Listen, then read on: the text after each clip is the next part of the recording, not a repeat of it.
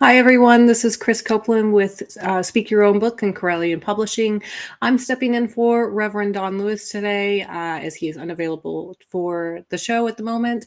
But today we are going to talk about the Hunebedden. For those of you who don't know, the Hunebedden are the Dutch Stonehenge. We'll talk a little bit more about that, both the similarities and the differences between the actual Stonehenge versus the Hunebedden. So to get started with our conversation, I just want to show you a quick video clip. My partner and I went to the Hunebedden last week, and we got some amazing little videos and stuff that we're going to turn into a short documentary for air on Corellian TV, so you can watch it right here, as well as any of our sister channels and stations. And I'll show the first clip here, which is you'll see walking past some pots. We'll talk a little bit more about those pots later, and I'll show you a different clip. But first, it's just going to be a map that shows you where the Hunebedden are located in the Netherlands, and then over to Stonehenge, as well as different parts of Europe where we find these megalithic monuments from the past. So here we go.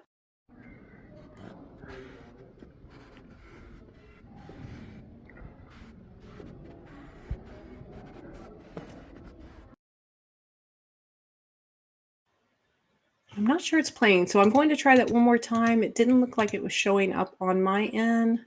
So let's see if we can do that.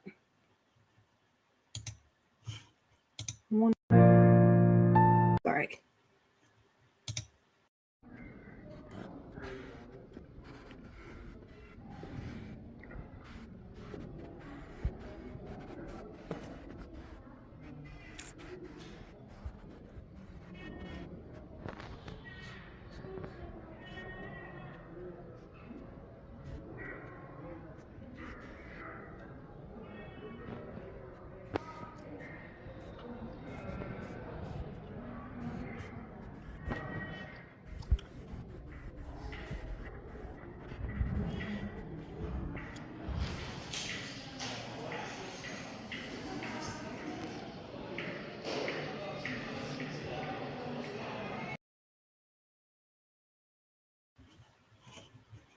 Okay, I don't believe that showed because I could not see it on my end. So what I'm going to do instead is share my screen, and we will watch it from my computer instead of the uploaded files on here. So let me just open this up, and I will share my screen with you. Oh, it did show. Okay, my partner is watching it as well. He said it did show, so that's great. Glad to know that the files are working. So as you can see from that map, there are several dozen of these places all over Europe. And the ones that we're talking about today, the Hunebedden, were built about 5,500 years ago by the Trechterbeker culture in Netherlands. In English, we would call it the funnel beaker culture. And there's a reason we call it the funnel beaker culture. I'm going to show you a short video of the Trechterbeckers themselves. These were found inside the Hunebedden. And then we'll get into what the Hunebedden are and actually show you what those look like.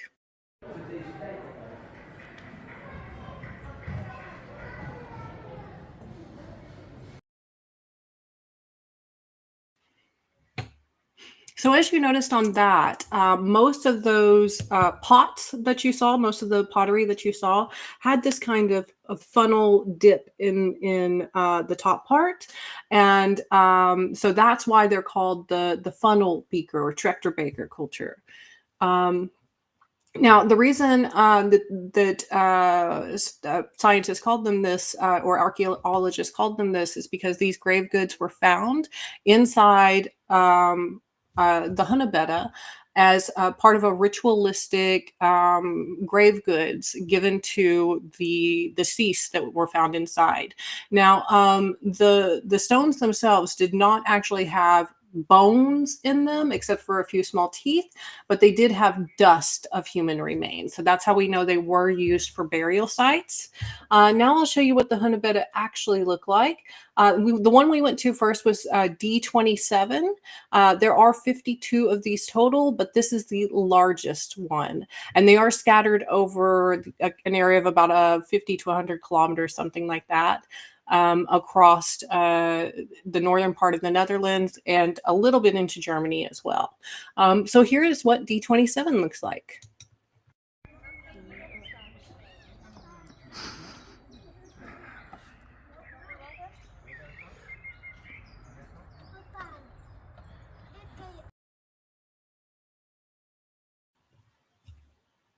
All right, so that's what the Hunabeda look like. As you can see, they're stacked stones, and they have an entryway on the side that passes into another exit out of the other side. And this is what remains of the stones. These actually were quite larger, but over the course of time, the newer cultures came in after the Trekker Baker culture faded out. And as those people came in, they started using the stones for other things, particularly in the Middle Ages. Local Dutch people used them to build their homes. And a lot of those have actually been recovered now. There's actually like this graveyard of Hunabeda stones at the Hunabeda Museum. Which I think it's just outside of Awesome, if I remember. And I see Magical Cloud in the chat says, hello, Chris Copeland from Belgium. Hi, Magical Cloud, good to see you. And since you're a neighbor of mine, I'm curious, have you ever been to see the Hunabeda? Or do you have any in Belgium that you visited? So let us know about that.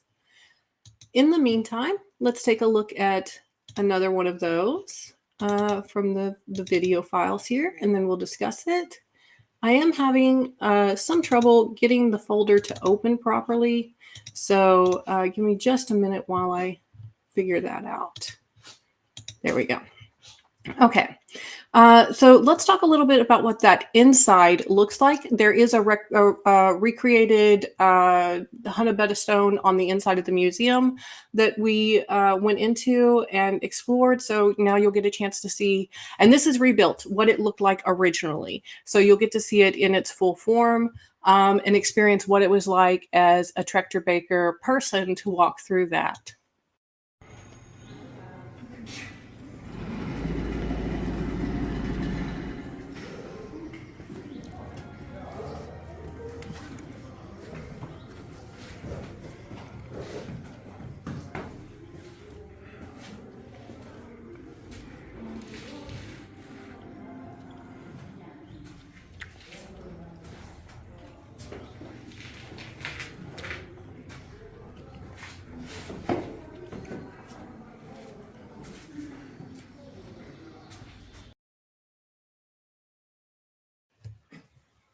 All right, so in that one, you could see that there were two sides to the Hunabed, and one side had like a fire next to it, and the other side was more of like a spot where someone could be laid to rest for a ritualistic purpose.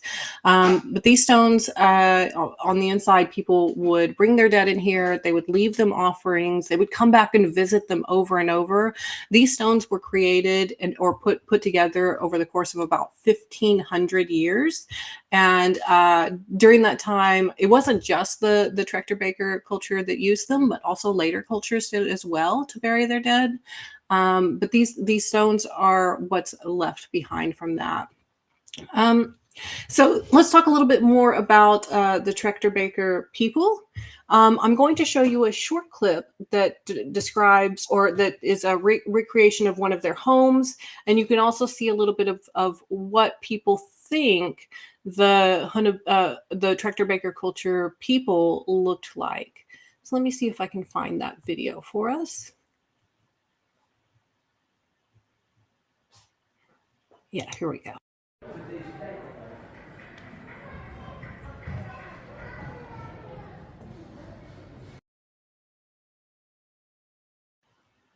All right, so as you could see in that one, they had a kind of a home with made out of wood and mud and materials like that. What was kind of surprising for me was the building style of the ancient people who lived here in the Netherlands. I guess we could call them the ancient Dutch. Are quite similar to some Native American tribes in America that used the daub and wattle system of building, using mud and pieces of wood and hay and straw to create that. Later in the Netherlands, there was also a culture that used a form of a teepee as their home. So that was also interesting to learn about. It's great to see that there are so many similarities even across so many thousands of miles and even time frames. The next thing I wanted to talk about was where the people came from originally. So prior to this, there were not that many people coming into the Netherlands because it was still covered in ice during the Ice Age. The Trechterbeker people came here after the last Ice Age when the glaciers started melting. And the stones that you see in the picture are not native to the Netherlands. These are actually native to Scandinavia, and they were brought down with the glaciers. After the glaciers melted, the people found them and began to use them for the hunebedden.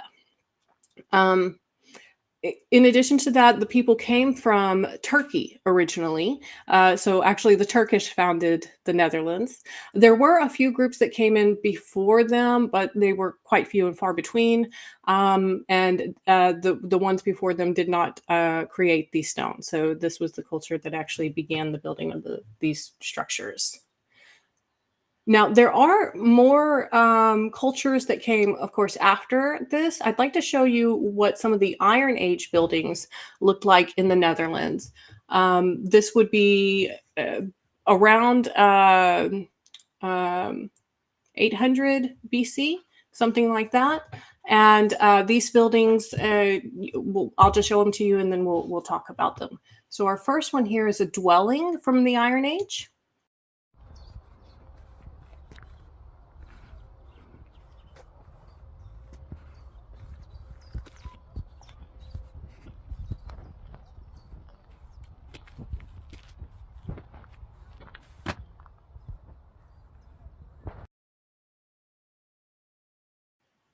All right, so that was what an Iron Age dwelling looked like.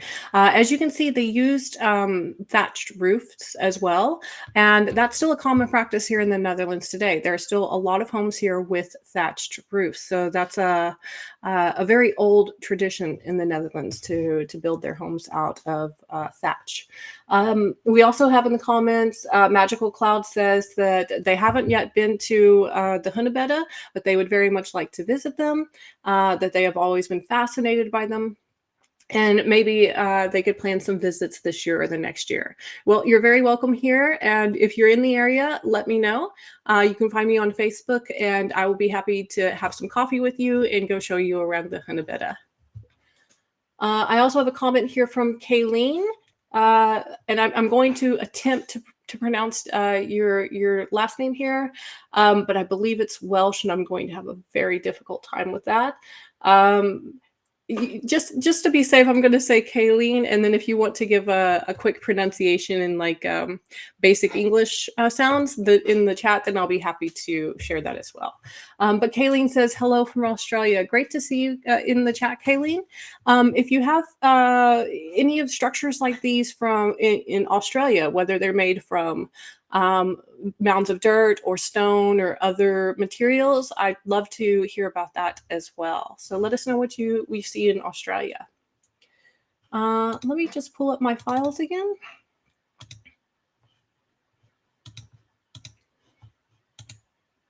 There we go. So the next one I'm going to show you is kind of this Iron Age workshop and farm. And you'll see that there's some different, more advanced tools than what the or what the Trechterbeker culture people used. But you'll see kind of the advancement over time in the Netherlands with technology.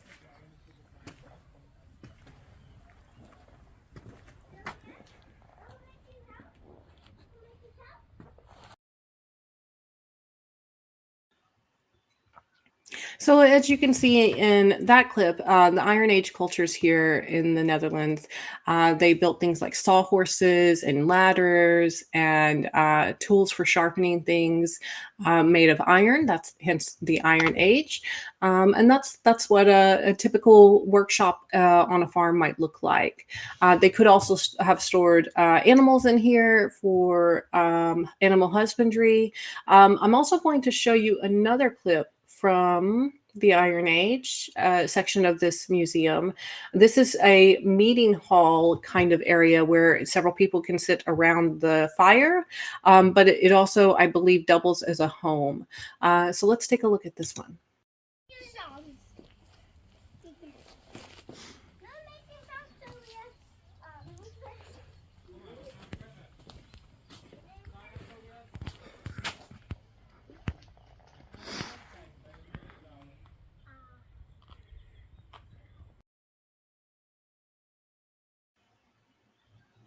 All right, so there you could see the campfire area and the benches that were built around it. So clearly, at this point in time, we we're already getting into very skilled craftsmanship. But the Hunabeda themselves, the older structures there that we saw earlier, were actually quite advanced given that there weren't that many tools. You know, this is before the invention of the wheel. It's before the use of iron tools. And so the way these were likely built was a group of 50 to 100 people who were specialized in what they did. They knew exactly how to do this safely, would go and find these stones and pull them together and stack them. And they would pull them on sleds with logs underneath them to help with the easing of the friction. Um, However, they weren't, we don't know if they were actually used for ritualistic purposes outside of burial. We don't know if like people came there to practice magic other than a ceremonial passage for the dead. What we do know is that similar to Stonehenge, they did align by astrology. While Stonehenge aligns with the summer solstice, the Hunabeda, their entrances always lined with the winter solstice, the rise of the sun on the winter solstice.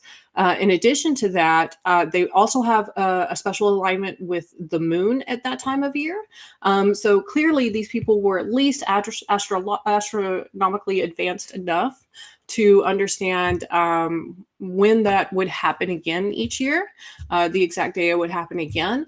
And so they were able to very carefully place these stones so that that would always happen. Which was quite shocking because these are actually far older than Stonehenge. I think Stonehenge was built about 2,500 years ago or 2,700 years ago, whereas these are another 2,000 years older than that. Now, you might be thinking about how maybe other cultures around the world were doing at the same time as the Hunabeda. Of course, in Egypt at this time, we're already seeing large settlements. We're seeing not the building of the pyramid yet, but the building of the mastabas, the type of stepped pyramid that came before that. Clearly, there was a lot more advanced technology in places like Egypt at this time, but that also makes sense. The weather here was much different. It was a very boggy, marshy area, very hard to build on. And the people here were really just trying to survive every day. There were only small groups at a time. Each settlement had about 3 or 4 family homes with about 8 people in each home. Or up to 8 people in each home. So not very big, not a lot of manpower to get things done. So the fact that they were able to come together across multiple settlements and build at least 52 of these that we know about, at least 52 that have survived till today, is quite shocking, quite remarkable. So the Dutch here are very proud, especially in that area of Drenthe. They're very proud of this culture, of the fact that the people here, even under such harsh conditions, even coming out of the ice age like they were and into this kind of swampy, warm climate that they were dealing with, were able to survive as long as they did. And were able to leave behind these fantastic ritual spots. Modern pagans here in the Netherlands still go to these places, like myself, still go to these places, still leave offerings. I myself and my partner, we left an offering at the D17 and D18 Hunabeda. We had a picnic there, kind of a picnic with the dead, a picnic with my partner's ancestors. And they really are the ancestors of modern day Dutch.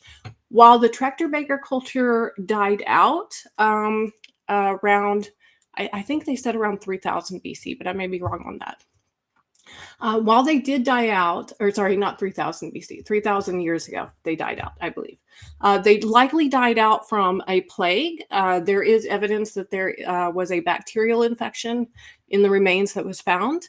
And because of that, archaeologists do believe that they mostly died out from plague, but the remaining people, the few that survived, went into other cultures, were adopted into other cultures in the area. The tractor baker culture was not the only group of people here. They were just one of the groups of people here. So today, Dutch people, especially Dutch people in that area, can do have some similar DNA to the people that lived that long ago. So they are technically the ancestors of modern day Dutch. And I'm going to check the chat here again. Janet says, hi, good to see you, Janet. Oh, and Kayleen has given me a pronunciation for her name, so I don't, hopefully don't mess this up too much. Numithir? Tell me if I got that right. It's a very beautiful name, though.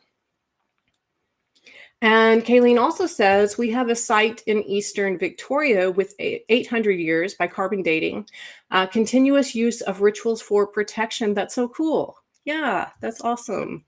Unfortunately, the tractor baker culture's rituals, of course, were not passed down, so we don't know the specific words they used. We don't know what kind of language they used. They left no writing. They had no writing. So we're basically making best guesses based on what's left behind. So yeah, that's the tractor baker culture and the Hunabeda. Now, we are working on that short documentary film. It will play here on Correllian TV as soon as it's finished. It may be a month or two before I finish because, of course, working on a longer film like this and doing the editing work and pulling it together. We're still at the very early stages with just trying to sort through the clips and seeing what works with what we want to present. So give us a couple of months and hopefully we'll have that out to you. Now, we do have another show that will be airing soon on Correllian TV. The show is called CPub Book Club, and you can join the CPub Book Club at correllianpublishing.com. We just recorded our first episode last week, and of course, these kinds of podcast-style episodes are much easier to edit, so the first episode is edited, and it's ready to go live, so hopefully we will be able to do that in March. We also have several shows scheduled to record with our CPub Book Club members. If you would like to join in on that conversation, just go to correllianpublishing.com, click on CPub Book Club, and you can sign up there. When you sign up, you will also get access to a reader's guide for the book. Our first book for this book club is Court of the Five Tribes by Laura L. Enright. And we've just read chapters 1 through 9 plus the prologue. Our next recording will be over the second part of the book, and we will do 3 total for it. We also have 2 shows to join. We record one on Saturdays once a month, and we record the other on Tuesdays. So if you can't make it to one, maybe you can make it to the other. Seating is limited for this. We do try to keep these groups small, but you can still follow along at home, even if you don't get onto the show itself. But for more information about that, you can check out our website, correllianpublishing.com. And Jade in the chat says, hello, good to see you, Jade. Glad to have you here.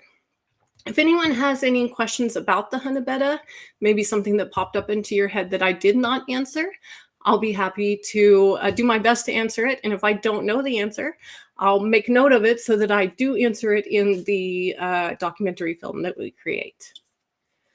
Kayleen also says that Buj Bim, I hope I pronounced that correctly, is an eel farming area that's been used over the last 6,600 years.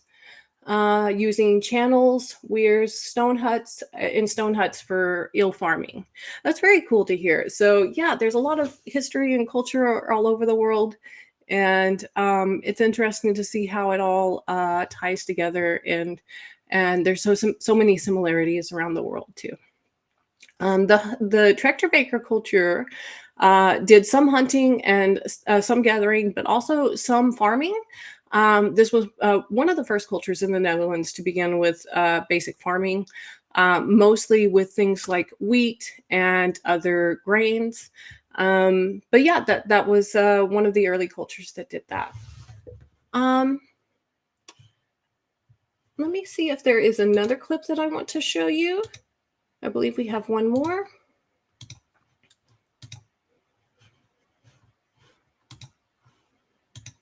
Okay. I do have a second clip for the Hunebed D27, but I don't know if it uploaded. Let's see if I can find it. No, I don't believe it uploaded correctly. So let's instead take a look at this other last one that I have. Oh no, there it is. This is another look at the D27, kind of walking around to the front entrance. So here we go. Nee, nu heeft gewoon gezicht, je hebt een gek gezicht gedaan. Gewoon gezicht te doen.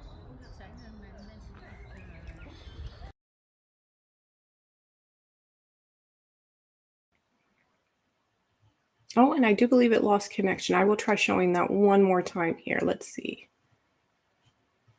One more. Nee, nu heeft gewoon gezicht, je hebt een gek gezicht gedaan. Gewoon gezicht te doen.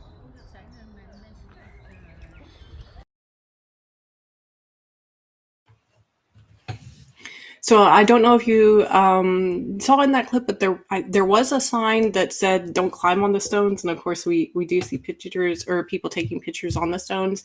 If you do visit, please don't do that. There are a lot of people that do, but you're not supposed to, and just so you don't damage the stones, and future generations can come and and be respectful of these places as well, because they are funeral sites, they are burial sites, so they are sacred.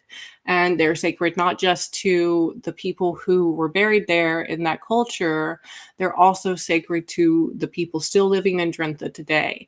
And they are very serious about that culture, and they are very serious about their history. So if a local sees you doing that, they probably will speak up. The Dutch are quite direct. I'm sure that our friend Magical Cloud can affirm that as well. There is one more show here. Yes, there's one that I wanted to show you of a map of all of the Hunebedden in the Netherlands and where they're located. Or no, I believe it's photos of them. So let me show you the giant poster that the museum has, and that will be our last clip today.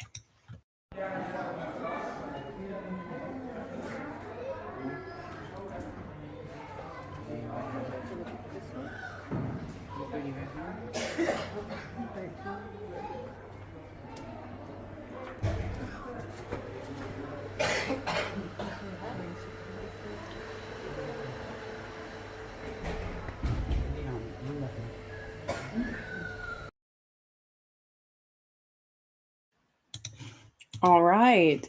So that finishes up our discussion today on the Hunebedden. If you have any questions, feel free to leave them in the chat. If I don't know the answer, I'll find out the answer for you, and I will respond to the comments for this video. And if you want to reach me, you can find me on Facebook, you can find me on Instagram, and you can find me on TikTok as Messy Girl, after my dog Messy Girl. So we're going to end as Reverend Don usually does, with a short prayer. As you know, I'm a pagan atheist, so of course we will do this with a prayer to you. May wisdom guide our steps, may compassion shape our choices, and may we walk forward with clarity, honoring truth, each other, and the earth. Peace to all who listen, and power to your path. Blessed be everyone, and I will see you probably the second week of Wednesday, as we usually do here on Midday with Reverend Don. Bye, everyone, and enjoy your day.